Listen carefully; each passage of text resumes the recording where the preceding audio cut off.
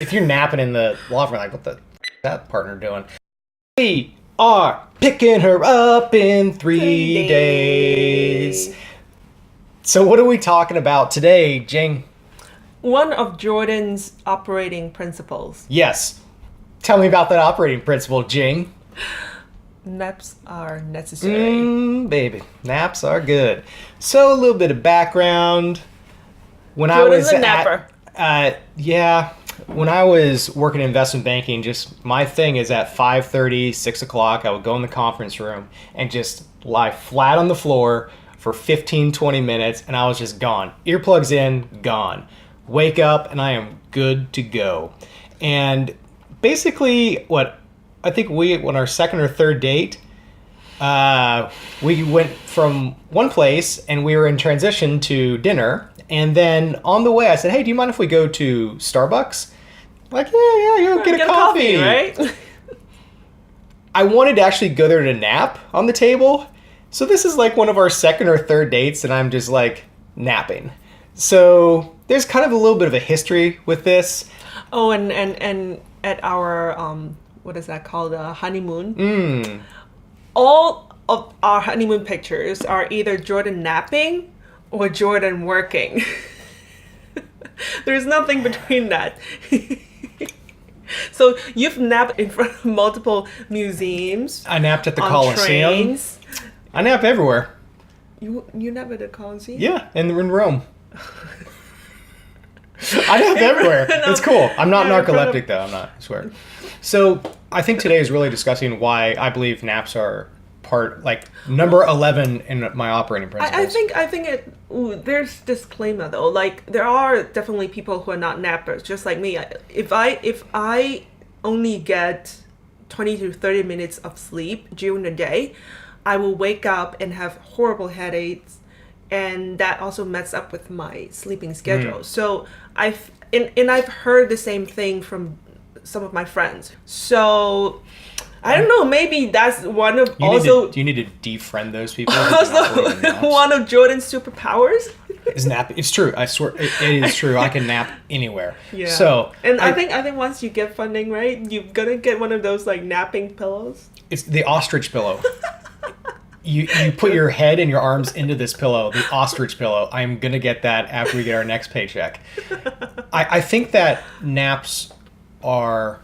There are a couple interesting things to discuss here. One is the practical aspect of it, which is that throughout the day, especially after a lunch, our bodies need to rest. Yeah, and maybe that could be just kind of sitting in your chair and not napping, but just resting your eyes and not looking.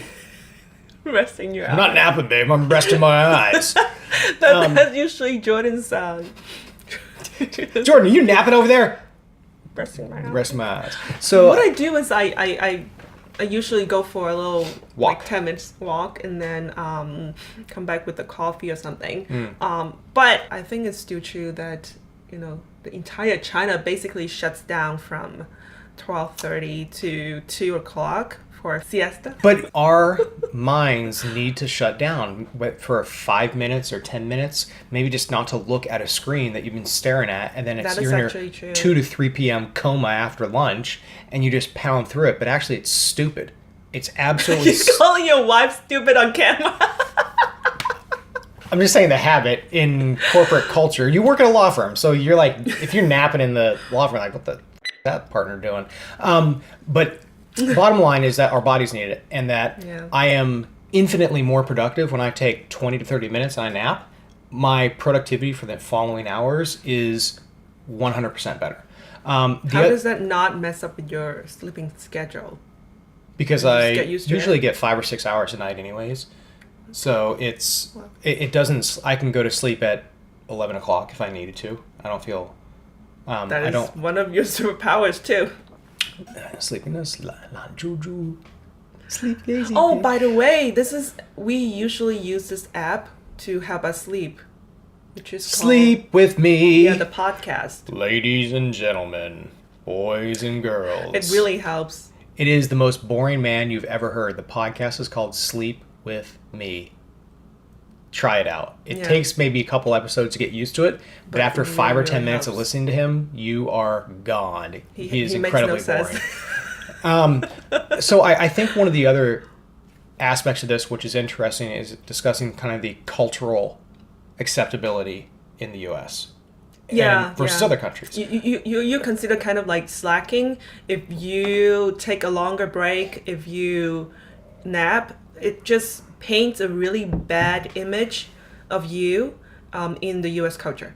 Yep. But I think in many other cultures, this is actually, Expected. it's expected or kind of even mandatory in China. So, what are you gonna They do have other than mandatory like nap time. it is the entire no, you're not expected to take any phone calls. Everybody basically in the government has their own little nap chair that you can lie down flat, and people just like turn off the lights, draw the curtain, and nap in the office. Yeah, my it's God, true. this is awesome. It's true. When I interned there, That's it. I think naps are incredibly important, and try them. yeah, try and see whether you can get like a 20 to 30 And see what it minutes does. nap. Just try it. And honestly, if it's at work, just if people look at you, and then what's the worst that can happen? You wake up extremely productive.